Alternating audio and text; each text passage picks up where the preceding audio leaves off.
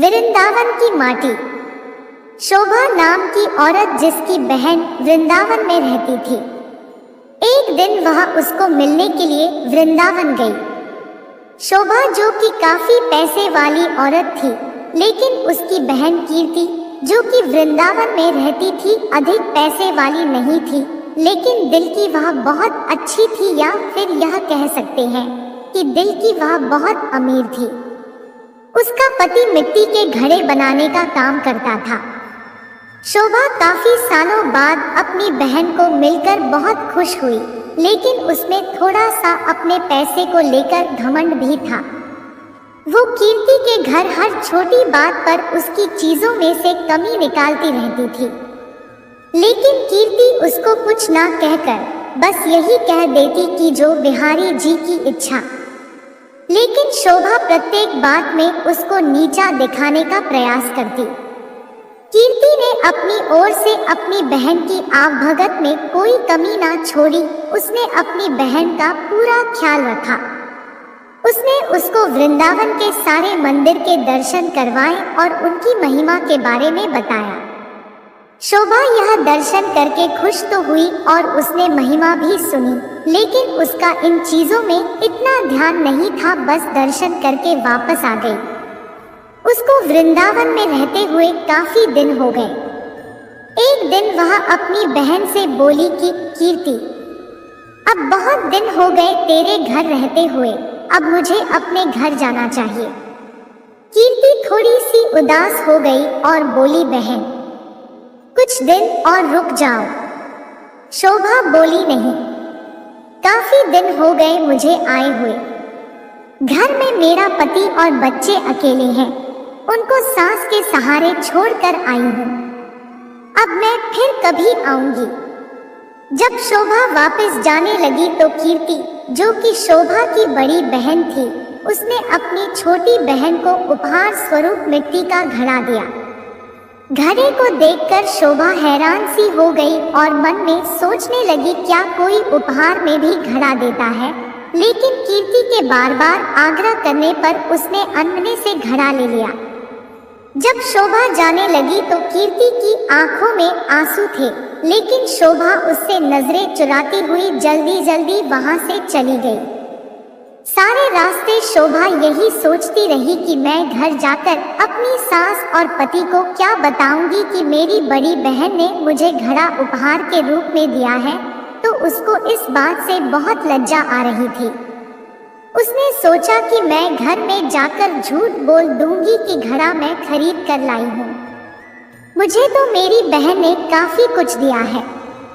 इसी तरह सोचती सोचती वह घर पहुंची और उसने घर जाकर घड़ा अपनी रसोई के ऊपर रख दिया।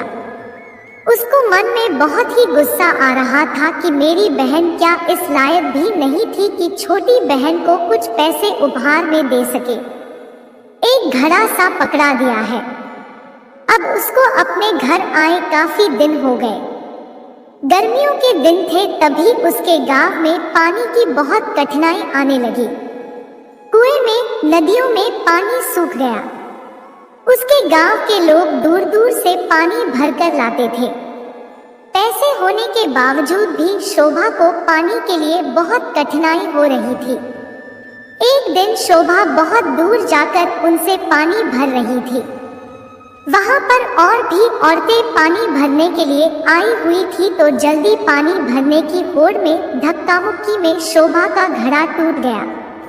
शोभा दूसरी औरतों पर चिल्लाने लगी, यह आपने क्या किया? बड़ी कठिनाई से तो मैंने पानी भरा था, आप लोगों ने धक्का मुक्की करके मेरा घड़ा तोड़ दिया है। अब वह उदास मन से घर आई। अब उसके पास कोई और दूसरा बर्तन भी नहीं था पानी भरने के लिए। तभी अचानक उसको अपनी बहन के दिए हुए घड़े की याद आई, तो उसने रसोई के ऊपर से घड़ा उतारा और फिर चल पड़ी बड़ी दूर पानी भरने के लिए। जब कुएं पर पहुंची तो भीड़ कम हो चुकी थी। वह घड़े में पानी भरकर घर लाई। तभी उसका पति खेतों से वापस आया। गर्मी अधिक होने के कारण वह गर्मी से बेहाल हो रहा था और आकर बोला, शोभा क्या घर में पानी है? क्या एक गिलास पानी मिलेगा? शोभा ने कहा, हाँ, मैं अभी भरकर लाई हूँ। उसने उस घड़े में से एक गिलास पानी भरकर अपने पति को दिया। गले में से पानी उतरते ही उसका पति एकदम से उठ खड़ा हुआ और बोला, यह पानी तुम कहाँ से लाई हो? शोभा एकदम से डर गई कि शायद मुझसे कोई भूल हो गई है। उसने कहा, क्यों, क्या हुआ? उसके पति ने कहा, यह पानी नहीं, यह तो अमृत लग रहा है। इतना मीठा पानी तो आज तक मैंने नहीं पिया। यह तो कुएं का पानी लग ही नहीं रहा, यह तो लग रहा है किसी मंदिर का। बोली, मैं तो कुएं से ही भरकर लाई हूँ। यह देखो घड़ा भरा हुआ। उसके पति ने कहा, यह घड़ा तुम कहाँ से लाई थी? उसने कहा, जब मैं वृंदावन से वापस आ रही थी तो मेरी बहन ने मुझे दिया था। यह सुनकर उसका पति चुप हो गया। अब शोभा का पति बोला कि मैं थोड़ी देर के लिए बाहर जा रहा हूँ, तब तक तुम भोजन तैयार करो। शोभा ने उसे घड़े के जल से दाल चावल बनाए। घड़े के पानी से दाल चावल बनाने से उसकी सुगंध पूरे गांव में फैल गई। गांव के सब लोग सोचने लगे कि आज गांव में कहाँ उत्सव है जो इतनी अच्छी खाने की सुगंध आ रही है। सब लोग एक एक करके उस सुगंध को सूंघते हुए शोभा के घर तक आ पहुंचे। साथ में उसका पति भी था। शोभा के पति ने आकर पूछा कि आज तुमने खाने में क्या बनाया है? शोभा ने कहा कि मैंने तो दाल और चावल बनाए हैं। सब लोग हैरान हो गए कि दाल चावल की इतनी अच्छी सुगंध। सब लोग शोभा का मुंह देखने लगे कि आज तो हम भी तेरे घर से दाल चावल खा कर जाएंगे। उसने किसी को मना नहीं किया और थोड़ी थोड़ी दाल चावल सबको दिए। दाल चावल खाकर सब लोग उसको कहने लगे, यह दाल चावल नहीं, ऐसे लग रहा है कि हम लोग अमृत चख रहे हैं।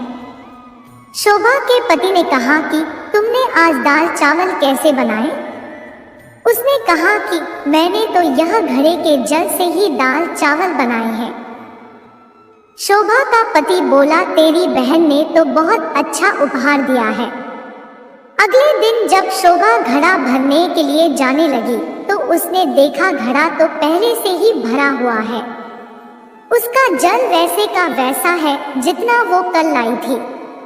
उसने उसमें से खाना भी बनाया था, जल भी पिया था, लेकिन घड़ा फिर भरा का भरा था। शोभा एकदम से हैरान हो गई, यह कैसे हो गया? तभी अचानक से उसी दिन उसकी बहन कीर्ति उसको मिलने के लिए उसके घर आई तो शोभा अपनी बहन को देखकर बहुत खुश हुई। उससे गले मिली और उसको पानी पिलाया। शोभा ने अपनी बहन को कहा कि दीदी, यह जो तूने मुझे घड़ा दिया था यह तो बहुत ही चमत्कारी घड़ा है। मैंने तो तुझ समझकर रसोई के ऊपर रख दिया था, लेकिन कल जब से इसमें जल भरा हुआ है तब से जल भरा हुआ है। इसका जल इतना मीठा है और इसके जल से मैंने दाल और चावल बनाए जो कि अमृत के समान बने थे। उसकी बहन बोली, अरे ओ मेरी भोली बहन, क्या तू नहीं जानती कि यह घड़ा ब्रज की रज यानी वृंदावन की माटी से बना है, जिस पर साक्षात किशोरी जी और ठाकुर जी नंगे पांव चलते हैं। उसी रज से यह घड़ा बना है। यह घड़ा नहीं, साक्षात किशोरी जी और ठाकुर जी के चरण तुम्हारे घर पड़े हैं। किशोरी जी और ठाकुर जी का ही स्वरूप तुम्हारे घर आया है।